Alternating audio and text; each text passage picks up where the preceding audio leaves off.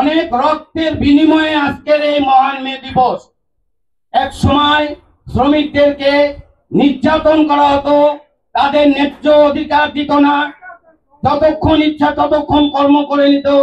8 ঘন্টা শ্রমিকের দাবির ন্যায্যতার জন্য তারা যখন আন্দোলন করে, তখন সেই সময়কার বুর্জোয়া বাহিনী তাদের উপর আক্রমণ করে আমাদের অনেক শ্রমিক ভাইয়ের শহীদ, তাদের রক্ত করে হত্যা করে। এই রক্তের বিনিময়ে আজকে আমাদের শহীদ মহান মে দিবস অর্জিত হয়েছে। এই জন্য ভাইয়েরা, শ্রমিক ভাই, কোন বিগত আমরা ফ্যাসিস্ট সরকারের আমলেও দেখেছি আমাদের 17 বছর কিভাবে নির্যাতন করেছে।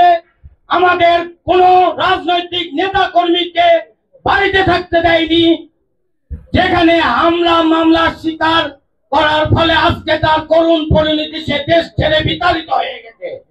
এই জন্য আপনারা সবাই ঐক্যবদ্ধভাবে, যেমন সুন্দরভাবে আপনারা এই অনুষ্ঠান করতেছেন, সবাই পারস্পরিক সুসম্পর্ক বজায় রেখে আপনারা এই ঐক্য ধরে রাখবেন। আপনাদের সফলতা এবং দীর্ঘ জীবন কামনা করছি। এই বলে আমি আমার সংক্ষিপ্ত বক্তব্য শেষ করছি। খোদা হাফেজ। বাংলাদেশ জিন্দাবাদ। তারেক রহমান এই মুহূর্তে বক্তব্য নিয়ে আসতেছেন।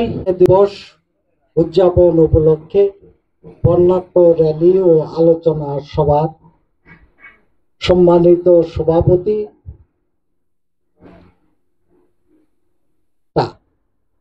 সেটা হচ্ছে 1886 সালে শিকাগো শহরে এই শ্রমিকের অধিকার নিয়ে আন্দোলন শুরু হয়। এই আন্দোলন দীর্ঘদিন করার পরে এই শ্রমিকের আন্দোলন বিভিন্ন ধরনের যৌক্তিক দাবি ছিল। এই শ্রমিকদের পক্ষে অন্যতম দাবি ছিল তাদের নির্ধারিত সময় পর্যন্ত তাদের কর্ম করবে। এই নির্ধারিত সময় 8 ঘন্টা, 8 ঘন্টার অতিরিক্ত কোনো কাজ করা যাবে না।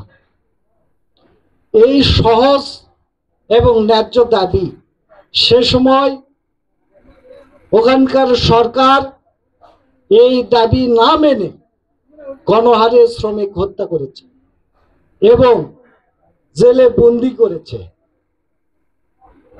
তখন এই শ্রমিক সারা বিশ্বে তখন উত্তাল পরিস্থিতি তৈরি হয়ে গেছে। তখন ওই দেশের মধ্যেই কিন্তু এই আন্দোলন সীমাবদ্ধ থাকে, ব্যবহার হয়, সেদিকে আপনাদেরও লক্ষ্য রাখতে হবে এবং এই সফলতা ধারাবাহিকতা আপনাদের ধরে রাখতে হবে। কি কারণে? যুগ যুগ ধরে ফ্যাসিস্ট সরকার,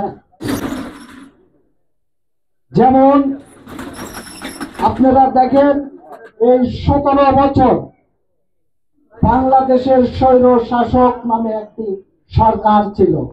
এই স্বৈর শাসক বিতাড়িত হয়েছে, কিন্তু